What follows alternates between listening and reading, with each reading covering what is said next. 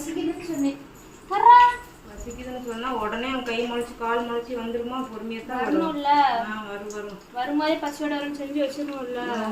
அதான் பழம் வந்து மேடம் மட்டும் சாமி கும்பிட்டுருக்காங்க. வந்து ஒரு திண்டியில் கூட வச்சு விட்டியே. வந்தோடனே பசிக்குதுன்னு பலாப்பழத்துல மேய உட்காந்து நீ தானே வாங்கிட்டு வந்த. பலாப்பழம் மேய உட்காந்துட்டு நான் தான் எடுத்துக்கிட்டேன். வச்சு சுடுறேன்னா உனக்கு பிடிச்சதானே சுடுறேன். ஏன்டா அப்படி நிக்கிற? எப்படி நிக்க? இது என்னமோ பாவமா பரிதாபமா நிக்கிற. தட்டுடு. வேற ஏதாவது செஞ்சு கொடுக்கலாம்ல. வேற என்னப்பா வேணும்? சரி, நான் கேட்டது உனக்கு ஞாபகம் வந்துச்சா இல்லையா? எனக்கு இப்போ வரைக்கும் ஞாபகம் வரவே இல்லை. ப்ராமிஸா முருகமலை ஆணையா என்னன்னு மட்டும் சொல்லிடு. குழு கொடுக்குற கண்டுபிடி. சீரக சம்பா பிரியாணி. சீரக சம்பா சிக்கன் பிரியாணி. சிக்கன் பிரியாணியா?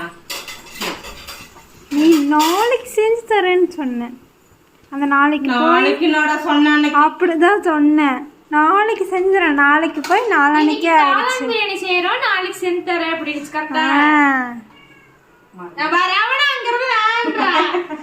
சிக்கன் பிரியர்கள் கேக்குறாங்க. சிக்கன் சொன்னா அடுத்த செகண்ட் எந்திரிச்சு வராப்லம்மா.